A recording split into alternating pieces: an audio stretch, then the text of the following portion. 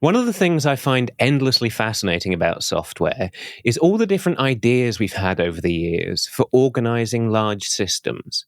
These mental models we've developed for trying to fit vast amounts of software into a single rational framework.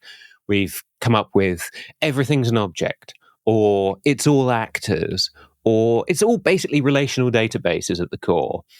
These organizational stories we've told ourselves in order to fit entire worlds of software in a single program. Now, there's one approach to this that's incredibly popular in the gaming world, but outside of programming games, it's relatively unexplored, and it's called ECS, Entity Component Systems.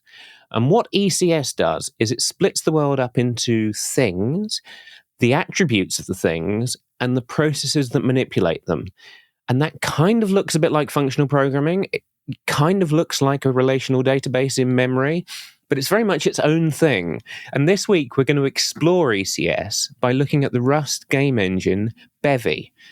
I'm joined for this by Alice Cecile, and she's one of 2 full-time employees at the Bevy Foundation, which is currently on a vast journey. It's shepherding the software and a community of dozens, possibly hundreds of contributors to make what must be one of the largest software projects you can imagine, a game engine. If you've never stopped to think about it, think about a game engine for a minute.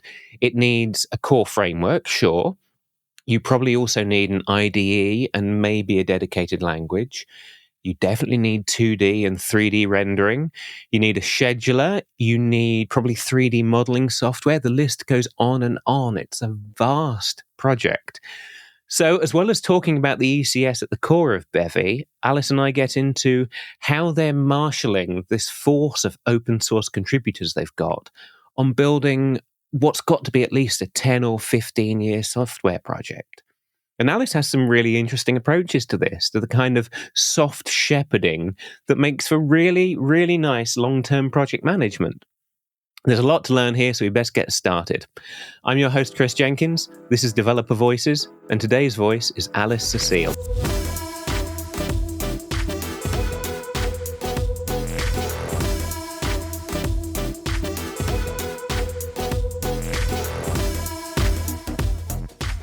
Joining me today is Alice Cecile. Alice, how are you? I'm doing well. I just got my COVID booster, so I'm just recently recovered from that, but doing well today. Excellent. And you're immune to any future problems. Oh yes, exactly. That's the way you need to be as a programmer. So you are. Let's see. I'm not actually sure what your job title is, but you are pivotal to Bevy framework, right? Yeah, so on paper, my job title is staff engineer, which is very funny because I think my last job title before this was fast food worker. But in practice, I end up serving as Bevy's lead technical project manager. Okay, so then you're perfectly placed to explain something to me, because Bevy kind of markets itself as an open source game engine written in Rust. And yet I know most of its funding comes from non-game related companies. Yeah. So is there a gap between what it is in theory and what it is in practice? Yeah. So there's a gap in terms of what it is in theory and what it is in terms of practice. And there's also a gap in terms of where the money is. It turns out that indie game companies are not exactly flush with cash and excited to fund tens or hundreds of thousands of dollars to the game engine of choice, as you might be aware. Whereas on the other hand, if you have these startups, whether they're VC backed or not, Foresight is not; it's employee owned. But it's these companies say, okay, we have plenty of money. We want solutions. We want this core dependency of ours not to die. Here's some money. But more importantly, in terms of Bevy's current state, game engines are a very hard target, and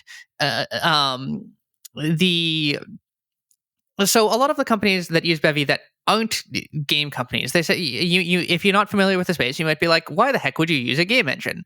But it turns out if you have a a lot of data that you want to process at reasonable speed, and you want to have interactions and GUIs and have this data interact with each other in physical ways and render it prettily and all of these things. Like, you're just making a game engine, and so you end up with companies that are doing computer-aided design, companies that are doing simulation, companies that are doing weird, enhanced, interactive machine learning stuff, all kind of gravitating towards Bevy. And this is because the alternatives there are not as good. So because for a game engine to make games, you need all of this complex functionality. Whereas for to use a game engine to make not games, you actively don't want that functionality. You want to be able to cut it out and strip it out. And so Bevy's fairly unique level of flexibility there is really valuable to these companies. And simultaneously, they don't care about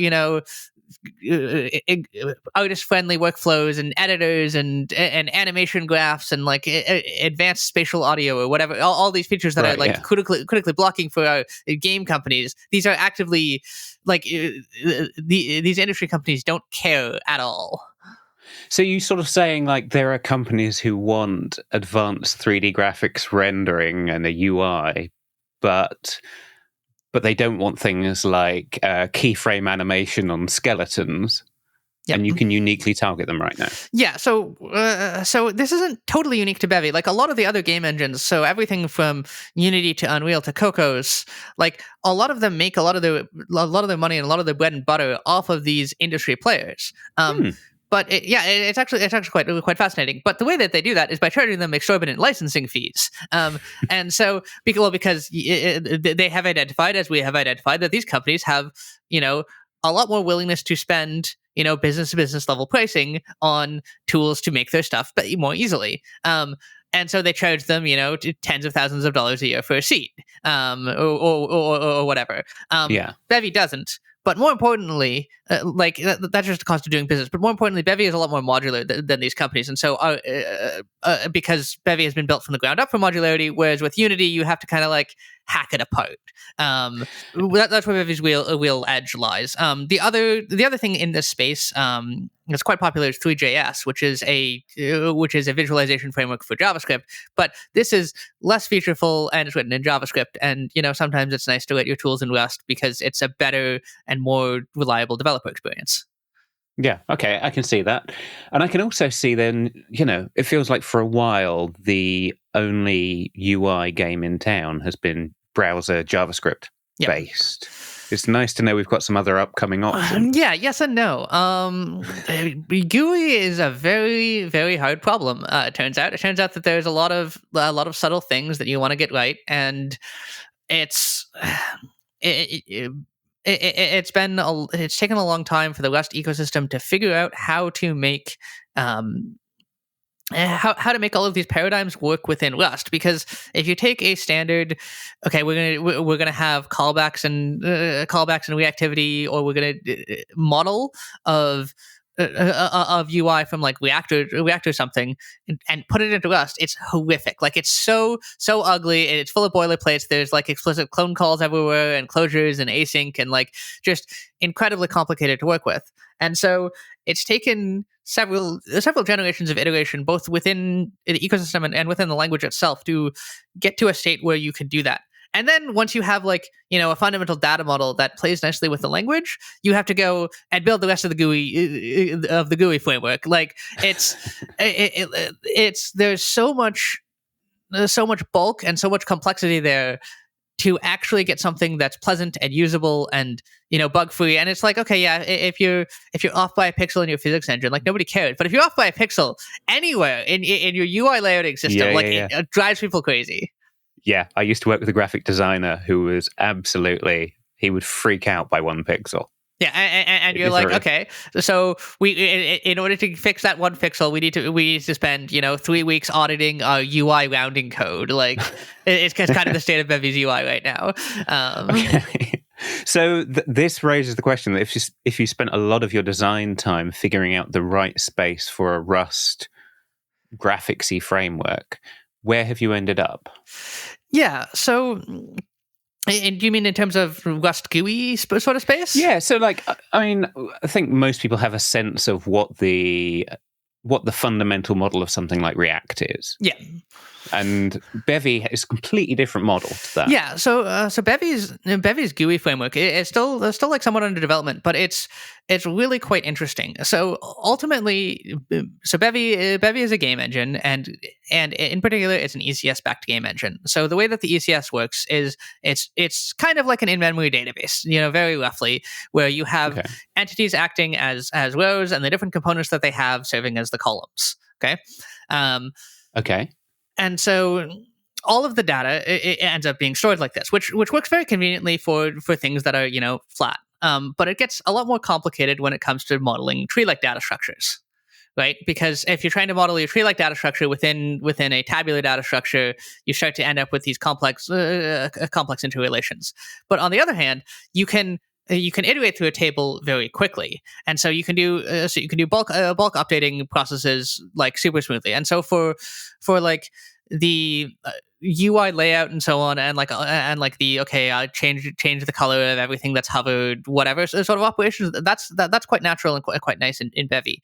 But it turns out that the ECS ends up really struggling when you have these weird one-off interactions. Things like, okay, I click this button, what does it do? And that's where Bevy starts to move into sort of into it. So the classical ECS frameworks, so things like Entity or like Dots or like Unity or like Overwatch's original ECS. These things are very much structured in terms of you have components, you have systems. The systems operate over loop over all of the entities with the matching components and do an operation in like a hyper embarrassingly parallel way. Bevy has found, as has Flex, our C++ sibling and research companion, that this is not sufficient. There are real things that you want to do within while making a game or while making a GUI framework or while making a piece of CAD software that doesn't map nicely towards this paradigm. And so you end up adding all sorts of interesting tools. You end up adding you end up learning from the database literature, and you would start adding relations where you have these mappings from one entity's components to another entity by. You can start by just storing the entity key within a component and then mapping that, and then you're like, okay, how do we make this more robust? How do we make this more pleasant to work with? Or you start storing callback sort of behaviors on the components where you say, okay, when this happens, do this thing, and then you start adding events, so then you don't have to loop through all of these different things, and so you end up with this second. Another couple of layers of behavior on top of this traditional database model in order to get the benefits of both a kind of polling based and a kind of push based approach, depending on what the performance needs and the ergonomic needs of your program are. I sort of need to make sure I've got this right. So an ECS system, I think of it as one big table. Yep. And each row is a different thing that I might see on the screen. Yep. And then there's like a column that says "is button" where some of them are marked as true. So you'll have an "is button," or you'll have like here's a border color thing, or here's what the size is, or here's where it's positioned on the screen, or so on. And so you'll be asking. And so you'll be writing queries over this, which will then say, it'll work just like SQL. You'll say, find me this thing with this other thing, but not this thing, and one of these two things. And then you search through that. And then your systems operate basically in a row-wise way over each of these elements. And that's a standard system. And are we saying like that? Like UI maybe has a few thousand tops elements, so you can just kind of full table scan. Yeah, exactly. And so for a lot of things you can get away with this table scan, but in terms of ergonomics and so on, you often want to break out of that table scan methodology, and you want to have. So we have in Bevy we have a fancy new thing called observers, which will go and listen for events targeted at specific entities, and we'll have bubble, and we're about to add event bubbling, where it'll propagate up a hierarchy, which is defined via components linking these entities together. Okay, so each row has a unique ID, and there's a column. Yeah, component that says which will just say parent ID and the parent will store that unique ID, and it'll basically act like a linked list. Well, actually, like one of the, like a traditional C based tree where you just store pointers to other things, except instead of pointers, it's entities. So then you don't get UB, you just panic when when your pointers are messed up. Right. Yeah. Okay. So I kind of get that. So I'm thinking of one big table for the entire UI, but it's also reactive because you're adding event handlers into that table. Yeah, exactly. And so in terms of figuring out how to do reactivity and how to do incrementalization, that's about one of our big current pushes. And so. And Kurt Kurt's been learning a lot from Dreamer Talon's work, who's been a prolific contributor, loves writing essays, and they've been doing a fantastic job exploring the existing GUI space and saying, okay, here are the patterns, here are the key requirements, how do we map them onto us, and doing a ton of experimentation.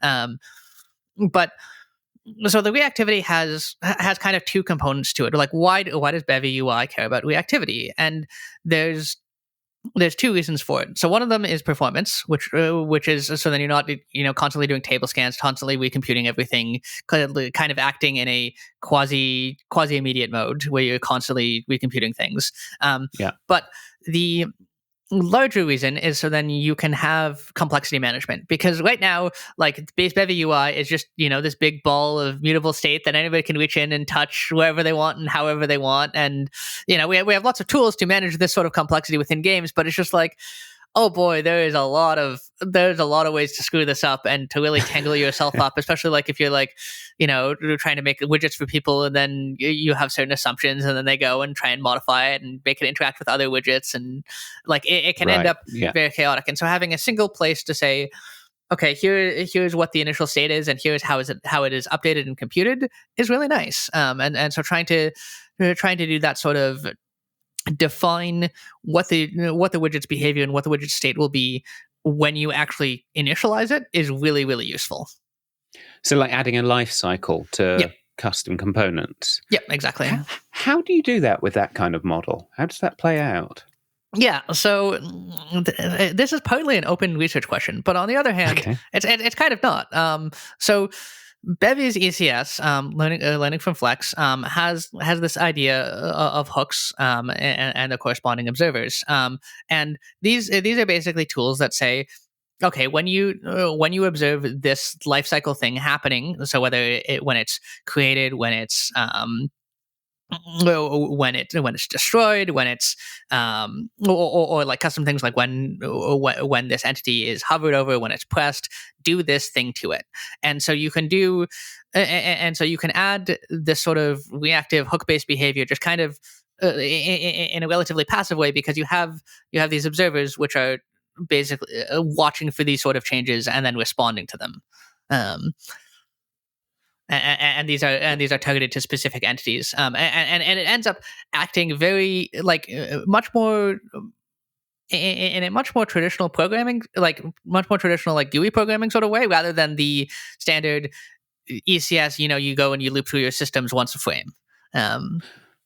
Right. So I have to ask them, what's the big upside of approaching graphics in this way? I mean, what's the real selling point of ECS? So the real selling point of ECS, so there's two of them. So one of them is you get performance, and this is the one that everybody talks about. You have your data nicely organized, and when you need to do those huge bulk updates, where you're iterating over all of this data, one entity at a time, you can trivially parallelize that. You have all your data is nice and localized, and you get really, really, really fast updates, which is great because overwhelmingly, the things that are actually taking your time aren't responding to a button click, because you're getting one of those every 5 frames. It's dealing with transform propagation, it's dealing with frustum from culling that you're doing for tens of thousands or millions of entities every single frame on a very tight clock. The other benefit is that is that you end up with a really unified approach to understanding your data model, rather than saying, okay, we have all of this state kind of buried in these objects nested all over the place. You have it's just a database, and you can ask for whatever data you want from anywhere within your code, and you can say, okay, please give me this data, please give me this other data, and then you smush them together. And so there's this. It enables these really powerful dependency injection patterns, and these really powerful ways to write these abstractions. So like observers, you can use observers for anything. You can use you can define custom system parameters that take multiple sources of data and merge them together and interact with them, and you get this wonderful rich like abstraction layer to create these reusable, powerful tools that just work everywhere because your whole data model is unified. Right, yeah. Yeah, can you also, presumably if the entire state of the system is effectively a single table, you can do introspection on it for, like, performance, or just trying to, not actually being a part of the game or the UI, but just trying to understand what the state of the thing is. Yeah, exactly. And so there's kind of two angles. Well, there's at least two angles to this. So one of them is you can get super easy automated like performance analysis. We integrate with tracing, and so you can just say, okay, you can take a stock Bevy game that you haven't done any annotations to, and you can say, okay, please give me the spans that show me the performance of each of the systems and which threads they're running on automatically, and like we'll have automatic parallelization of the different workloads because we can tell what data is accessed by where, and we can just spin it off, and so all of the work that you're doing is just automatically parallelized in Bevy. And we can just go and we can tweak this and tune this without being completely invisible to the user code. And we can say, okay, now we're going to try a different parallelization algorithm and which one works better.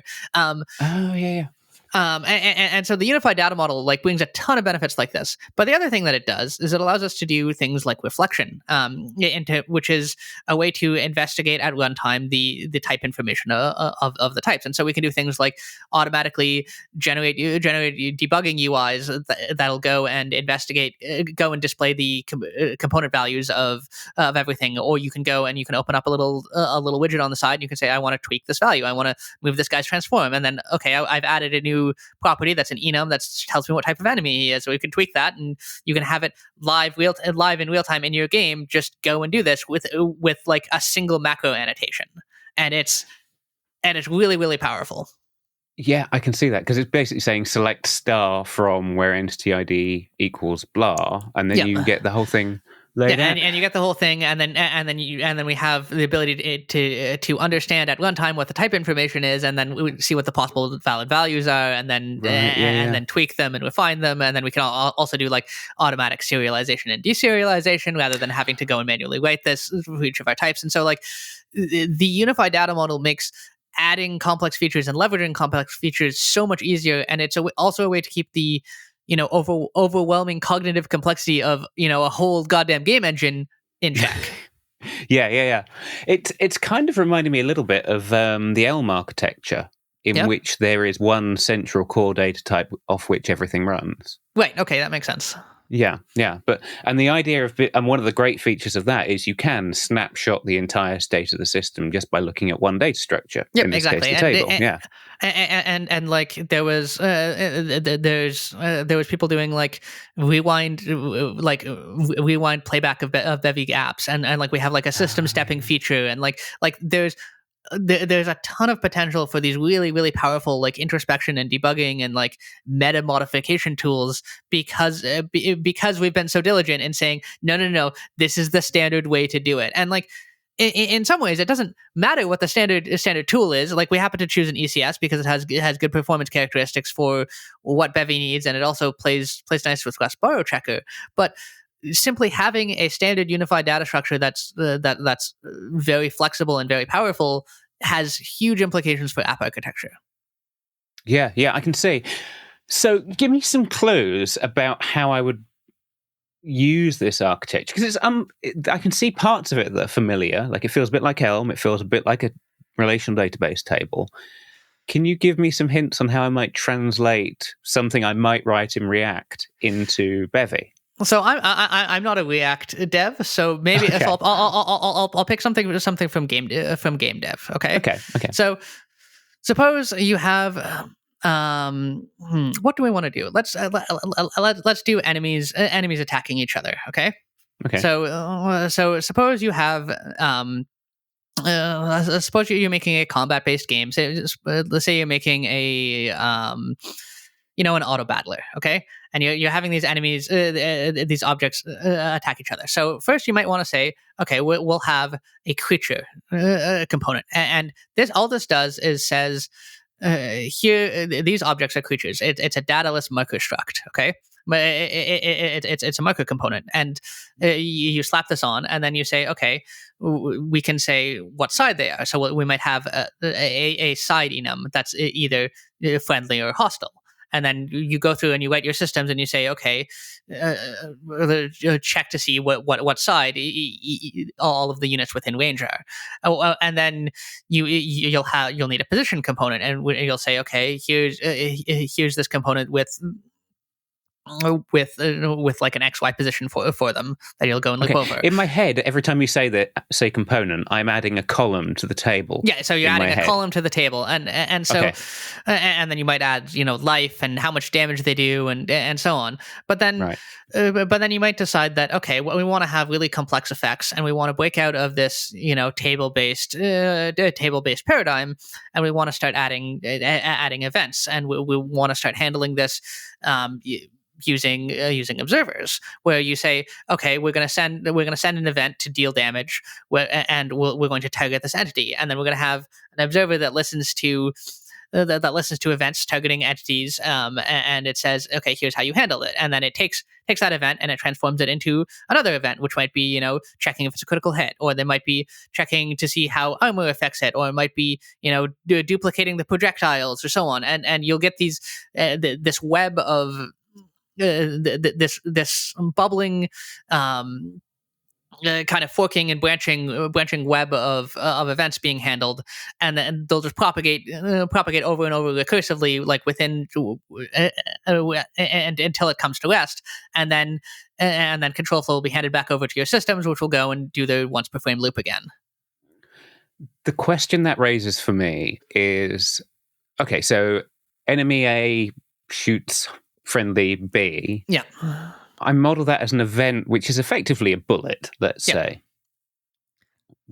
How do I know that bullet is an event and not another entity with components? So ultimately what you want to do is, in real video games, you actually do something a little bit more subtle. So what you do is you'll say, because the events don't have any physical representation. So what you'll do is you'll send an event to say, at least in terms of what I've been doing in my games, is you'll go and you'll spawn a bullet with a projectile or whatever, and then those entities you'll have a million bullets on the screen, and you'll be calculating the positions and collisions really efficiently, and then once it hits, you'll say, okay, it's time for highly complex logic, and then you say we're going to go and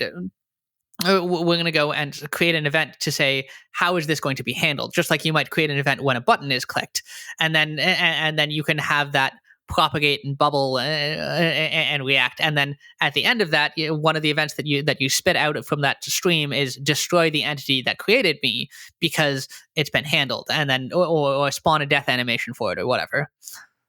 Okay, so would I be right in thinking that the entities here are basically nouns and events are the verbs? Yeah, that's a good way to describe it. And then you can also have these scheduled batch tasks, which are systems to update your nouns in a bulk in an efficient bulk way. Yeah. Because if I've got 1,000 things with XY position that all are moving in a certain direction.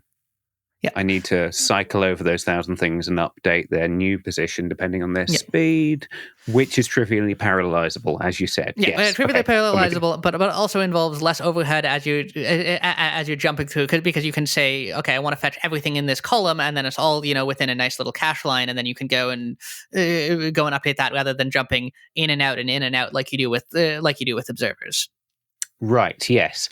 Okay, so that gives me two questions, and the first one I'm going to jump on is cache lines. I'm imagining a table that has lots and lots of rows because of all the entities. Yep. and lots of columns for the things properties they may or may not have, right? Yep. Has laser rifle. Well, most things don't have a laser rifle. So is it like a huge 2D array in memory, or is it sparse? So it ends up working such that entities that are in that share the same components end up getting placed together into a single table. So it ends up being a set like multiple distinct tables where entities that have the exact same set of components end up being clustered together into a table.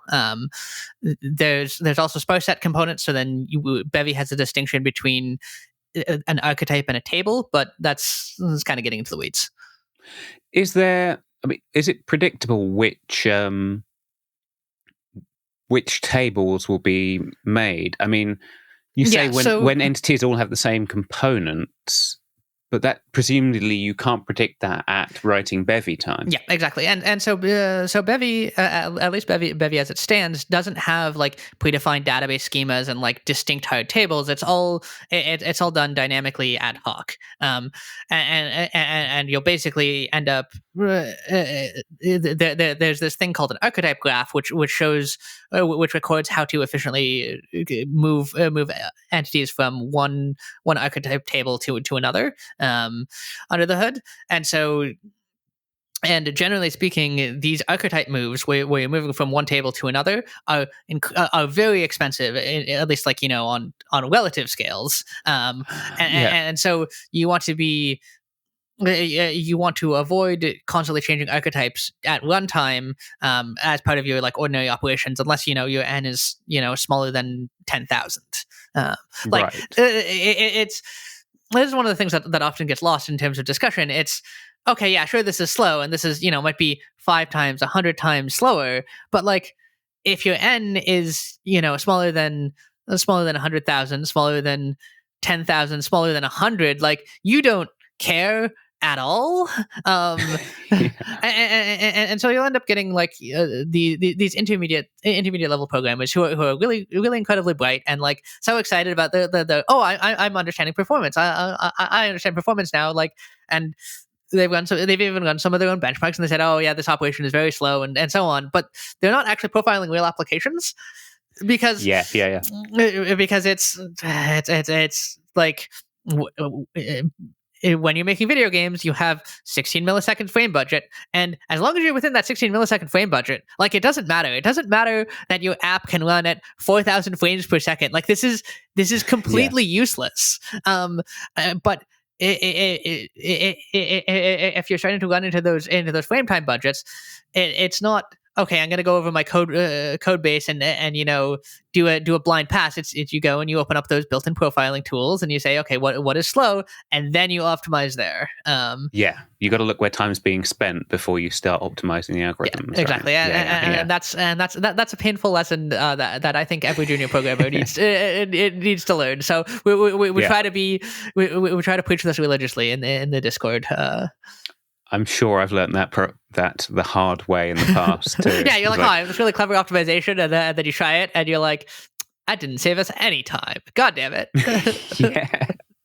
Yeah, it's like order n squared is terrible performance unless n is 5. And then exactly, and so you end up with a lot of cases like that. So what do you do in the game engine then? Do you like when I add a new surprising entity at runtime? Yep. That has this particular set of components that makes you wish you'd split it off to another archetype, as you say. Yeah. Are you dynamically monitoring that at runtime and estimating the cost of moving? So these end up. So right now, the way that it works is that if they have a different set of if they're in a new table because their table component set is distinct, they always get assigned to a new table. And we currently don't do any cleanup or any like mixed hybrid tables or any shenanigans, because we end up like Bevy ends up packing its data extremely efficiently with unsafe pointers and absolutely no space between it. So there's really no space for we're going to allow this thing to come in, even though it doesn't quite fit. So, Okay. so it's really quite naive. You say, okay, does this match any of the existing tables? No, make a new table for it. Okay, and then when I run the query, you're transparently joining several different tables. Exactly. So you end up joining it by saying, okay, which of these tables match the query, and then you'll have an iterator over iterators where you'll be iterating over each of the tables and then within there. And so as a result, we don't make strong guarantees about the iteration order of your entities because it really depends on the fairly internal details of which tables they end up getting stored in. Right, yeah, but that's the old relational database guarantee that it's an unsorted set, right? Yeah, exactly. Yeah. Okay, so that relates to my other question then, which was you're talking about bullets detecting whether they've hit the enemy, or mouse pointers detecting whether or not they've clicked a particular space. Yep. How does this query iterate over a big query thing work when you're trying to say, are there any X's that overlap with Y's? Yeah. And so there's a couple of different approaches here. So the most naive one is you just do a table scan. You say, okay, here's my mouse button. Here's all the axis aligned bounding boxes. Go and check this. And it turns out table scans can be pretty robust. They can be pretty fast. You can have tens of thousands or even low hundreds of thousands of entities, and a table scan is still fast and it's simple, and you're not going to screw it up. There's no room for programmer error in just compare the pointer to the AABB.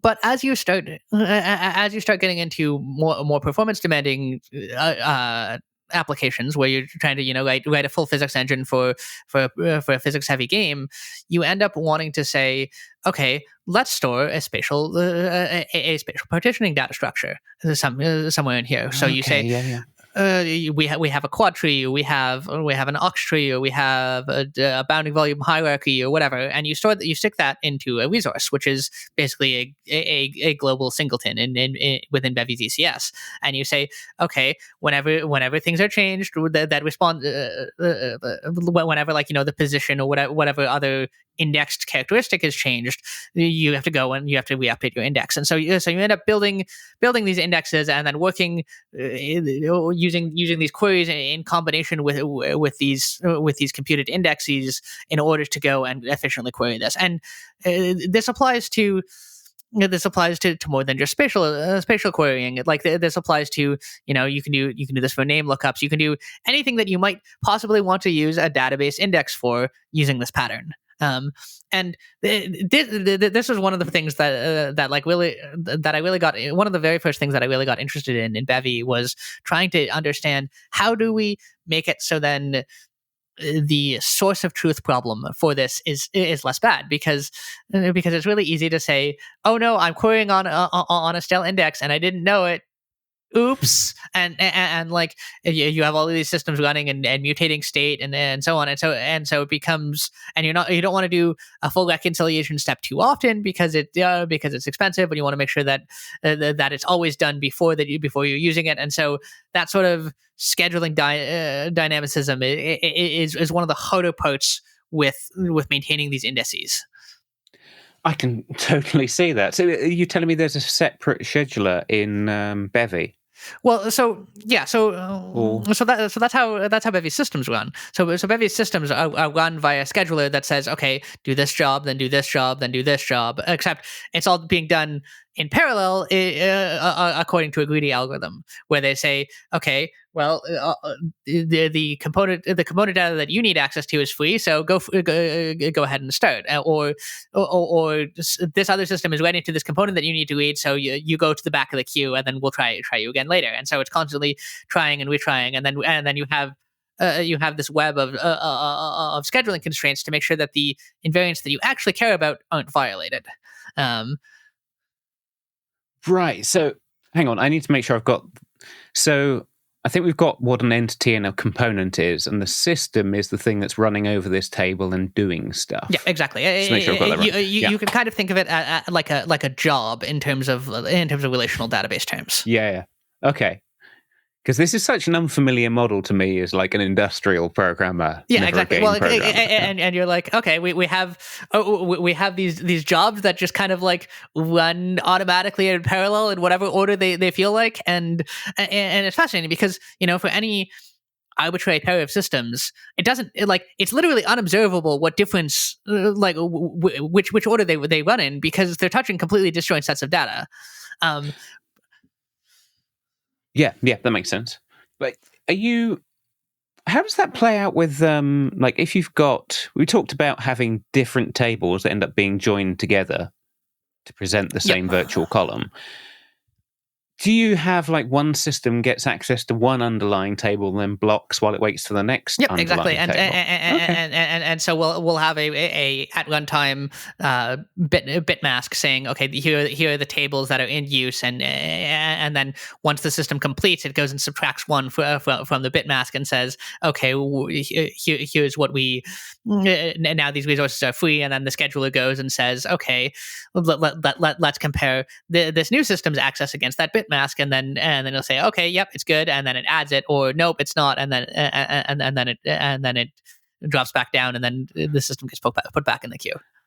Why is it that this is starting to sound less like a UI framework and more like somewhere between a database and an operating system? Yeah, exactly. Like it's absolutely fascinating. Like there's so many cool rabbit holes of just like inordinate complexity, but like Bevy really kind of brings together all of these like really disparate paradigms and disparate like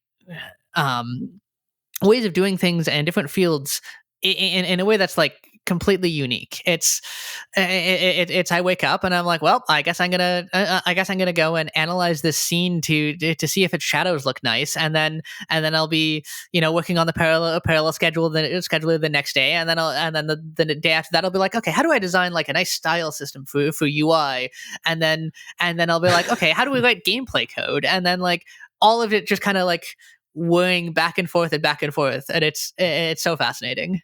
How on earth do you stay focused on any one thing? I don't. That's the trick. Okay. You're highly parallelized yourself. Yeah, I it's to do my particular job, I need to be highly parallelized. Code tends to work much more effectively in series. He's very much a focused engineer who says, I'm going to tackle the hardest problem that we have, and I'm going to sit down for 3 weeks and solve it. And I don't get that luxury. I was hired to make sure that Code can do that. And so my day-to-day job is all about review and unblocking things and providing direction and ensuring things are moving and ensuring people are talking to each other and creating a culture that's conducive to high quality work. And as a result, I'll say, okay, I'm gonna have one or two like active projects that I'm like really like focused on and I'm actually writing code for, and then the rest of it, it's just code review, and it's juggling things, and it's keeping track of discussions and connecting the dots for people. Right. So is it mostly in-house people that you're directing discussions for? Is it open source contributors or so in-house means me and Kurt. We have 2 employees. Okay. Although I think Kurt's not technically an employee yet. We have to start some paperwork. But fundamentally, like Bevy has 2 paid full-time employees, Kurt and myself, and the rest of it, which is a team of somewhere between dozens and hundreds of contributors, depending on how you measure, are all open source volunteers, and they'll range from anywhere from 1 hour a week to 30 hours a week or whatever, depending on like their level of passion and time and interest. And somehow I need to coordinate them all, and I need to tell them, and I need to make sure that they're doing good stuff, and make sure that they don't fight, and to slowly nudge them towards useful goals. Do you think part of that is, I mean, there's a lot of excitement around Rust. Do you think, is it the excitement around Rust that brings you that many contributors, or the excitement around games, or? So I think that there's an excitement around Rust, there's an excitement around games, but at the same time, you don't see this phenomenon happening like among all open source game engines, or among all open source Rust projects, or even among all open source Rust game engine projects. And so there's I think that there's a couple of technical elements that make it easy for people to contribute, and make it Bevy appealing to contribute. So part of it is all of the like lovely, interesting technical crunchy details that we've already spent most of this time talking about. They're really cool, but a lot of it is having clear frameworks for supporting contributors, making sure that you're welcoming to people, making sure that you're encouraging and offering feedback in a timely fashion. But also we encourage contributors to help contributors. Where we'll say, okay, contributors' PR reviews count. Where if you can convince two other people of the community who, as far as we know, are just like completely randoms from across the world to approve your PR, we'll take a look and we'll probably merge it.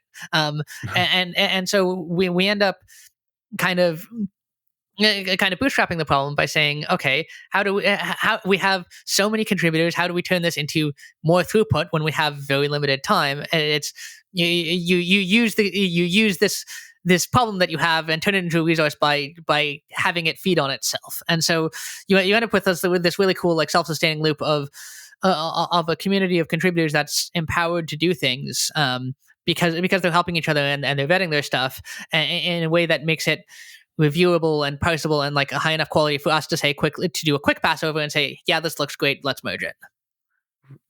This makes me wonder something, because clearly from what we've already talked about, you're thinking a lot about how you can optimize computer systems, processing systems. Are you, excuse me, are you also spending a lot of your time thinking about how you can optimize human systems? And does it end up being a similar kind of work? Yeah, so optimizing human systems is a lot of what I do, and why I specifically was Bevy's first hire, where my mother was a project manager, and I learned a lot from her. And my background is in complex systems ecology, and so trying to figure out how do we. And so I've always been obsessed with systems and in the broad sense, and incentives and structures and ways to design systems so that it naturally just kind of falls into the right shape. And so Right. it's kind of Machiavellian, right? Where you say, rather than trying to, boss someone around and tell them, hey, you must work on this, you can't do that. This doesn't work. They're volunteers. And even if it did work, it's I can't micromanage, I can't micromanage 24 direct reports, much less 300.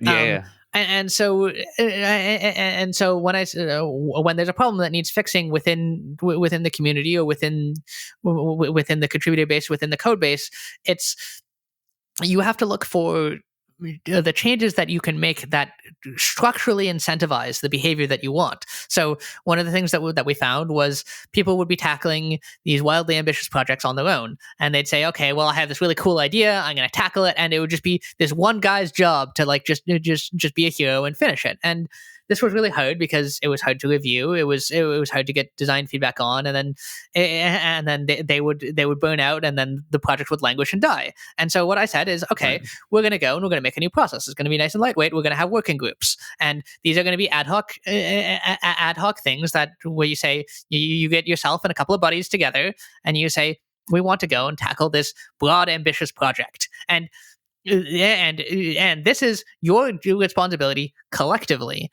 And by making it people's collective responsibility, and by making it an open group, and by making it dissolve at the end, like all of these factors contribute to the sort of collaborative, well-reasoned, scoped behavior that we want to see. And so and so you go and you set up these processes, and then you promote them, and then you thank them vocally, and you promote their stuff as, hey, this is the cool stuff, this is where all the exciting stuff happens, and people funnel into it, and then they work in the way that you want them to work without you ever having any authoritarian, without you ever having any authority over these people that you are managing.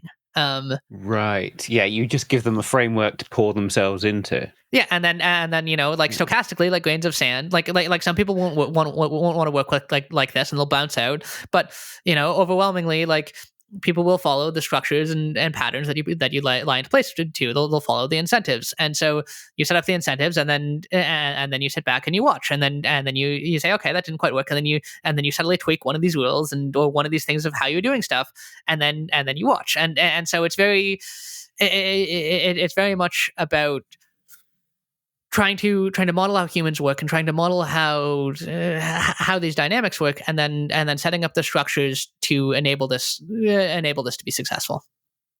Yeah, without material reward. Yeah, without material reward and without any actual authority over anybody.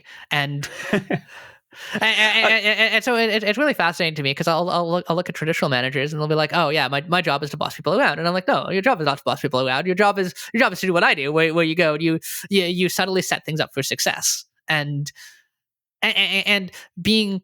And I think this is a better way to manage in general, and a better way to run teams. But when you don't have any budget to give people, and you don't have any authority over anybody, you really, really have to learn to get good with the very lightest of touches. Yeah, I can totally see that. Does it lead to the problem though that like you come into the year ahead with one agenda for where you want to get to, and the community quietly, happily organizes themselves to go in a completely different direction? Oh yeah, absolutely. And so this is why we have like all these fancy 3D rendering features, and like we have like a nanite equivalent from Unreal, which is like absolutely incredible. Yeah, Jasmine's been working on meshlets, which are that. But we have this, which is like this like absolutely incredible, highly advanced, specialized feature. And we don't have a basic editor. And so the community will go off in their own directions, and like we quickly gave up on having a roadmap because like it was just wrong. It was just a lie, and it's better not to lie to people. It's better to have no information about this, and speak in vague. Here's what I want to do. Here's my directions. Here's kind of the stuff that we're working on, kind of descriptively, rather than trying to give normative guidelines that are just wrong. I could see that working well if the people organizing themselves to develop tend to be the end users. Yeah, I see it being a lot more tricky when it's like asymmetrical. Yeah, exactly. And this is part of why I think Bevy works so well, is because the contributing experience is very, very approachable for the end user. So like when you're writing in Godot, for example, you'll have the experience of writing a good game in Godot it ends up using a GD script and in these node editors, and then you end up getting into the core of the editor, and it's all C++. And it's a totally different paradigm. With Bevy, Bevy uses Bevy systems to make Bevy. Like there's only a couple of little bits of the core, like Bevy ECS and Bevy Reflect, that are actually distinct, and even then it's still just Rust. Right. So you're dog fooding it. Yeah, so you dog food it, and this is why, say, the Bevy editor is made in Bevy UI. Despite the fact that Bevy UI, especially like when we started, was not the most competent framework. Like we could make an editor, 10, 100 times faster in eGUI. But then, if we do that, then we're not dog fooding it, and then Bevy UI never improves because the people contributing to the to the engine aren't using it. Yeah. Okay. So this raises the question: if you're not exactly sure how you can direct the flow to where you're going, is there an end destination? Are there obvious pieces that you somehow need to find to bring in to the system? So in terms of what does Bevy need desperately and urgently, and like what are the most important bits? So one of them is we need a better UI framework. In particular, we need a way to generate widgets and define widget types and avoid boilerplate. Okay. Right. And so what will often happen with this is when we have these really tricky technical challenges and these key directions, we'll either form working groups, or Kurt or myself will go and take the lead on this. And so this is what Kurt's been working on. Kurt's been working on the UI side, both in terms of the boilerplate with his Bevy C notation stuff, and also in terms of the reactivity. So that's one part of it. The next part of it is we desperately need an editor, so then people can go and author content for Bevy. So things like they can make levels, and they can preview how scenes look and all of that in a way that is easy to manipulate and that is artist friendly. but we also have areas of the engine that are remarkably weak, like audio, because Bevy just said, okay, here's a Rust audio framework. We can play a sound. Great, that's fine. It turns out like game audio actually has quite demanding needs, and the existing 10-year-old project, which is lovely. Rodeo is a nice library, but it's very much not targeted at game audio, and it's not targeted for professional game audio, and so it doesn't have the highly demanding performance characteristics and like all the features and like the nice integration and so on that we expect. And so we have a working group of where a couple of experts have come in, and they said, hey, I want to do this. And we said, okay, great. We trust you to do this. Here's a space for you. We have blessed this effort, and we will review it and give you feedback at the available time. I have to ask, out of curiosity, then, what are the headline features of an audio system for an engine like this? Well, that's a good question for an audio engineer. But from my understanding, right. there's kind of two different categories of demand. So one of them is audio is real time. Audio is not. It's not even soft real time like GUI or video games. Audio is hard real time. You cannot screw up your timing on the audio, or it will sound horrible. And so, like you cannot allocate. Like you cannot dynamically allocate when doing audio, or your timing will be screwed up. You must minimize latency at all costs. So the one of the sides is the performance side, and particularly in terms of latency and in terms of reliability. And this is a very, very hard technical problem to get right. And then simultaneously, you have all of these features for mixing audio sources together, and for blending them, and for doing things like spatial audio, and for doing things like effects and so on, which all need to have a nice pretty API, and then also interact with this low level, just play a sound without screwing up the latency, without actually messing up the latency it's mixing some sound effects in.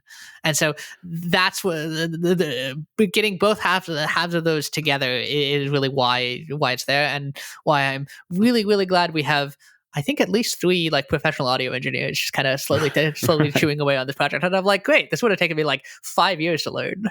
Okay, that could be a separate podcast in itself.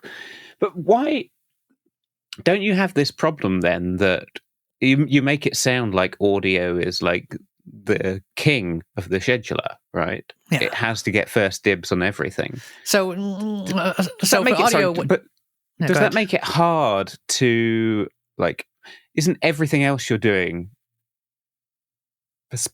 there's a chance that everything else you're doing is going to interfere with what they're trying to achieve, and they should win. Yep. And so for audio specifically, what games will do is, and what web does even, is it says audio gets its own thread. Audio has its own real thread, and nobody is allowed to touch it. They're allowed to like send data in, and they'll get to it in its own time. But it just has its own thread, and even if it's only using 5% of that core, 5%, like it just gets it because it's so latencycyy sensitive. So this is where the modern multi CPU architecture really, really helps, is because you can just be like, here, have a core. Oh, right, yeah. So it's a king of its own domain rather than a shared domain. Yeah. And audio and sometimes input handling are basically the two exceptions to that, because they're so latency sensitive. Yeah, that makes sense. Okay, so another question about the scope of this project is, like, it's huge. You've got lots of people working on it. There are many disparate kinds of features. I'm just thinking how you possibly... You've got a colossal documentation problem on top of that, right? Yeah. I remember game engines of old coming with big, thick 2-inch manuals. Yep. How do you corral all these hundreds of contributors to write decent, up-to-date documentation when developers generally hate writing documentation? Yeah, so there's a couple of different ways. So Bevy's documentation story is uneven.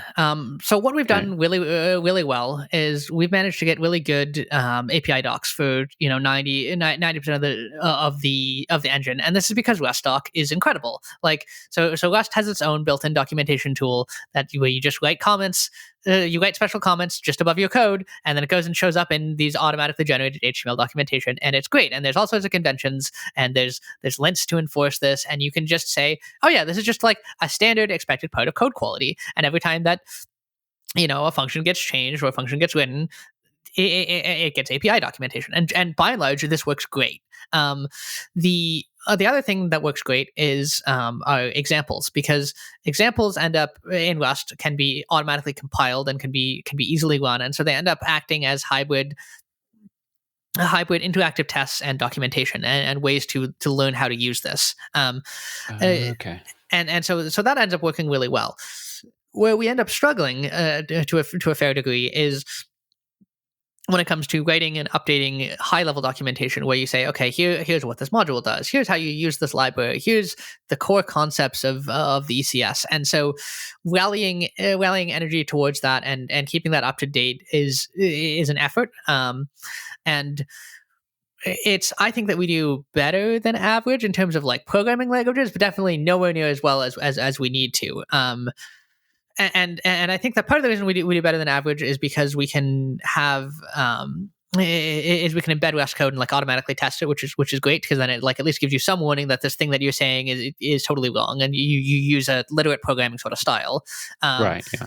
But part of that is culture, because I'm one of the more important people within the Bevy ecosystem, and I love writing docs. I love reading docs. I praise people who make good docs, and so you say, yeah, I kind of embody this cultural value that good documentation and listening to users and so on is important to us. It's important here. It gets rewarded. It gets praised. It gets you attention and recognition and all of these things that are the actual currency of the project. And so you can kind of shift towards that.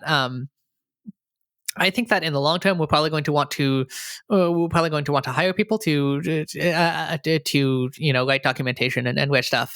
But that's a question for as our budget grows. Right. In that case, I'm going to ask what is the plan for your budget growing? Because you've got a large scope of things left to do. Yeah. So right now we're honestly like relatively happy with our current level of funding.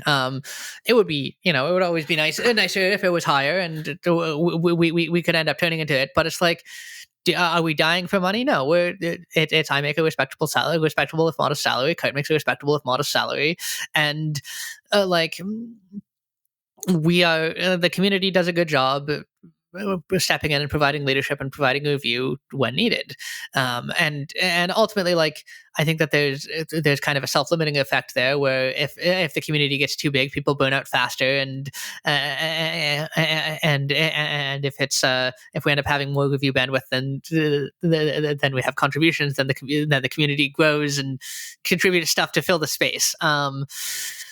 And so, moving along sustainably and steadily adding the features and working carefully, to me, it feels like the right play for Bevy right now, because the alternative is, okay, we go and, we sell it and we seek VC funding, and then we say, okay, how do we, like, it's just endless stress and really like a betrayal of what the of why Bevy exists. Like, Kurt's told the story a few times where he's been approached repeatedly with offers of VC funding, especially like before Bevy as a nonprofit existed, because they saw this commercially viable project just absolutely catch fire with like thousands and tens of thousands of users basically overnight and tons of enthusiasm. And they're like, hey, you want a couple $1 million of funding?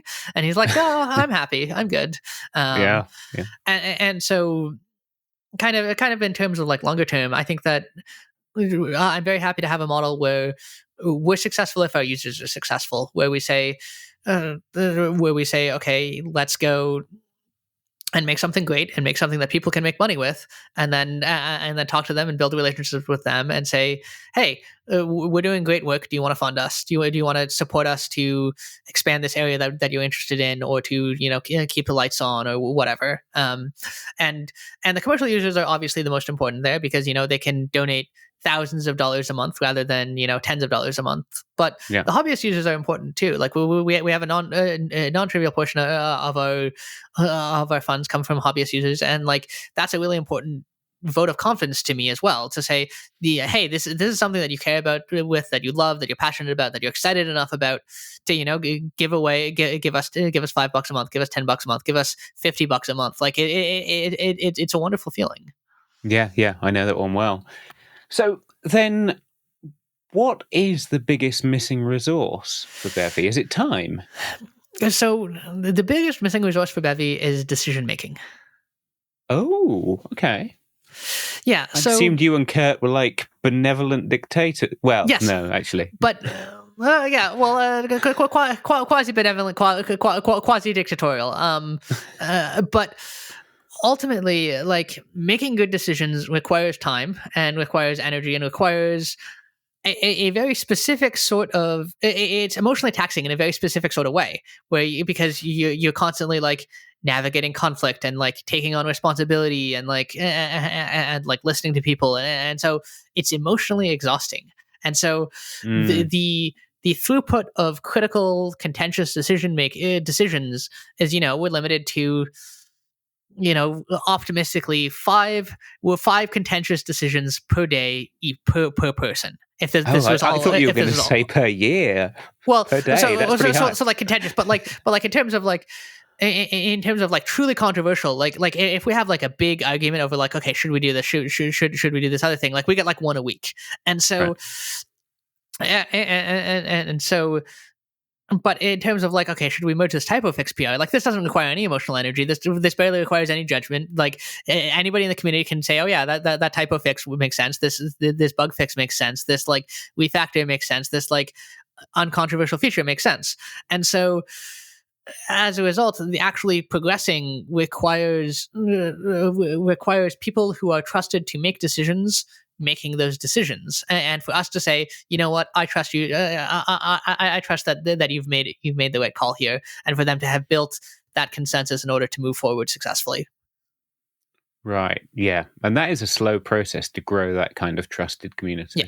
Exactly, and Bevy's done a really good job over the years, and like we have a whole like framework of SMEs, and like generally speaking, Bevy has very much a respect based hierarchy where, even though there's not formal roles for a lot of these people, like you'll walk into a room or a virtual room on Discord, and you'll say, you can tell, oh yeah, this person is respected, this person has the ear of the community, they make reasonable points, they're kind, they're patient, they're technically skilled, they're and this kind of emerges, and so you'll end up getting, it's the people who are respected end up being able to get their agenda through because they're able to build consensus. And if they're able to build consensus, then the decisions are no longer controversial, and then it's easy for a cartoonist to come in and say, oh yeah, you know what, that is a good call, let's move forward with it. And so this is why the editor and the UI take so much longer, is because it's not because it's technically harder, even though it is like, a very challenging technical project. It's because there's so much disagreement, there's so much contention, because everybody is really emotionally invested in it because they know it's important, and because there's so many different ways that could work. Whereas yes, and so Bevy's limiting resource in terms of like actually making progress on our core goals is very much decision making, and very much is fighting through that controversy. Yeah, I can see that'd be the hardest. Like, I don't quite want to use the word bike shedding, but as soon as you get to something like how user interfaces should work, a lot of people have opinions, and many of them are right, just in different ways. Yeah, exactly. And you'll end up with people who are like, oh yeah, we can't borrow from CSS, like it's an antiquated like piece of trash. And I'm like, yeah, I mostly agree with that. And like it's barely designed. But simultaneously, you'll be like, oh, we've got to use CSS. Everybody knows how to do it. We should just follow the standard. Like, why are we reinventing this? And it's like, I agree with both of these, and neither side is clearly correct, and so they'll argue at it forever. And so eventually, the code or I will need to step in and say, okay, no, we've heard your arguments, we understand it. Here's the summary of each of your positions, and we've decided to go with this for this reason, and it'll be a big deal.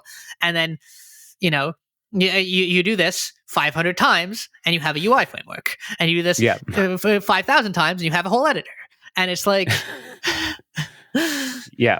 if you're still left standing at the end of the process, yeah, exactly. And even beyond our capacity, like you need to kind of pace out these these decisions and move relatively slowly for the sake of community trust and for the sake of everybody, of the contributors patience and frustration and like and happiness. Because if you're constantly on the losing side of these battles, or even if you're just exposed to the conflicts, like, it's exhausting. It causes you to burn out. It causes you to say, hey, I'd rather do other things that are fun with my time. But on the other hand, you can't move too slowly, because then they're like, man, we've been talking about this in circles for months, like, why don't we just make a decision? And so you have to kind of like slowly trickle out these controversial decisions, and then go and kind of go back and forth. And so it's really fascinating, because it's in terms of like, what is the hardest part of your job, Alice? And it's like, it's the human factors. It's trying to get these things right, and to be a good leader, and to be a good person, and to listen to people and make the right decisions without burning anybody out. Okay. It sounds like, I mean, there's a problem with no easy answers, but it sounds like you're on top of it and aware of the problem, which puts you ahead of a few Silicon Valley CEOs I can think of. Yeah, absolutely. Well, and it's nice, because like, I feel like I'm able to talk openly about like these meta problems of these about these, like, how am I manipulating people? How am I coordinating people? How am I thinking about how to resolve these people problems? And that reduces the stress tremendously, because if you're feeling like, oh yeah, this is a secret, they can't know that I'm trying to resolve their conflicts, like, it's just exhausting. It makes you feel like such a terrible person. It makes you feel so alone and isolated. But if you can say, okay, yeah, here's what we're doing, and you can instead go and spread your values within the community, and then other people will come and show up, and they'll try and do the same thing for you, even if they don't have official power. Because that's how I got started. I showed up, and I started trying to build consensus, and I started trying to align people on valuable work, and trying to do all these things, despite the fact that I was just a random contributor. Yeah. Well, I hope you stay un-VC funded, because I could see that changing if you took that $2 million with apparently no strings attached. Yeah, well, exactly, and it's. I really like that Bevy is a nonprofit. Bevy is a community-run project, and I really like that Bevy's open source is truly open, where the community is a huge and critical part of not only like the implementation process, but also of the decision-making process, where we care about their voices, we care about their feelings, and we want to include them in every single step of the design, rather than saying, here's a design from on high, you deal with it. Yeah. Despite the cost of that. Yeah, exactly. Yeah. But I think it makes a better product, especially because our Bevy developers are Bevy engineered developers. Like, it's having a really strong connection with the people who are actually using your product is really, really important to making the right decision. Yeah, I can totally say that. Okay, so let's move on from that, because that's all about how you're going to get to where you're going. But tell me, to begin to wrap up, what's Bevy good at right now? What's the current state of play? So Bevy right now is great as a hyper-flexible platform for building game-like things. Not necessarily for building games, but for building things that have a lot of the same requirements as games. So things like CAD applications, things like scientific simulation software, where you want GUI, you might want a little bit of sound, you want high-performance simulation of large quantities of objects, you want rendering, you want picking. It's great for that. And honestly, if you're building like a factory simulator or something where you need high performance and lots of objects, and you don't have like complex hand authored levels, Bevy is great for that. Right. Bevy is. Bevy is pretty good if you're building a game that's largely procedural. If you're like, okay, I'm going to build something, like Tiny Glade, the standout success. I saw about that. Bevy game that's basically just a sandbox toy, and it says, okay, we're going to build something beautiful, and it's flexible, and you don't need a lot of like hand authored content. I knew that was written in Rust. I didn't know it was Bevy. Yeah, so it's Bevy with a custom renderer, which is a great example. So you talk to people who aren't in the game industry, and they'll be like, "Oh, use a custom renderer," and they'll be like, "Oh, that's such a diminishment on Bevy. Like, Bevy can't make anything that beautiful." But if you talk to people in the game industry, and they're like, "Holy shit, you could just like replace the renderer just like seamlessly." That's not how this works. Yeah. So if you're doing something weird like that, Bevy's a pretty decent choice today. But if you're like, I want to build Call of Duty, where you have so the things that Bevy really struggles with are high fidelity graphics, the complex high polish UI and the hand authored content.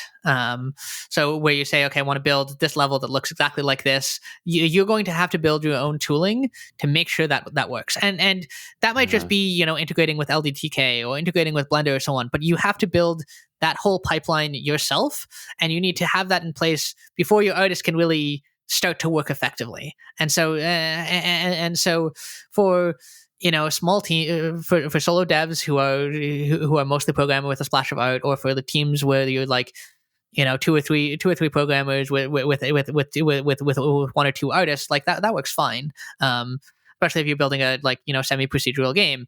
But if you're like, I want to build Call of Duty, I want to build the next Mario game, like what are you doing? Like, go use Godot. Right. And how long do you think it will be before Bevy's like a serious contender in the general game space? Yeah, so I think that Bevy is going to end up. So Bevy's going to end up targeting. I expect the technically oriented indie space relatively soon. We're starting to see a few of those. We have, I think, probably about a half dozen like commercial game projects that I think have a shot at like making real money and like sustaining people's livelihood. But I think that we're a couple of years out from being able to say, okay, hey, random indie studio, you should genuinely give Bevy a try, and then we're like 5-10 years out from saying, hey, AAA studio, we're ready. Right. Because the AAA studios, like, the thing that they want is they want reliability, they want stability, and they want really, really good asset processing pipelines and ways to coordinate large teams to generate huge amounts of assets and import them into the engine and have them test them out and integrate them all. And that sort of workflow is very different and very complicated. Yeah, you end up needing. Things really change when you have like an art department of 100 people and a QA department of 30 people. And yeah, exactly. Rather than you have, the one guy and he sometimes goes and imports his sprites. Like, yeah. Well, in that case, given how much of a roadmap you have to get to, I should probably let you go and start building the next 10 years. Yep. Thank you so much. Alice, this was a lot of fun. Thank you so much. Yeah, that was very interesting and went in a lot of places I didn't expect. Yeah. I'm now going to go and think of my apps in terms of huge tables and see where that gets me mentally. Absolutely. Alice, thanks very much. Awesome. Take care. Thank you, Alice. In researching and recording this episode, I've basically fallen down the Bevy rabbit hole. Yet another rabbit hole in my life. That's the biggest danger of doing this podcast. I end up with so many open repos. But I've been trying to get ECS under my fingers from the idea to the keyboard, because the only way you really understand something is to try it out.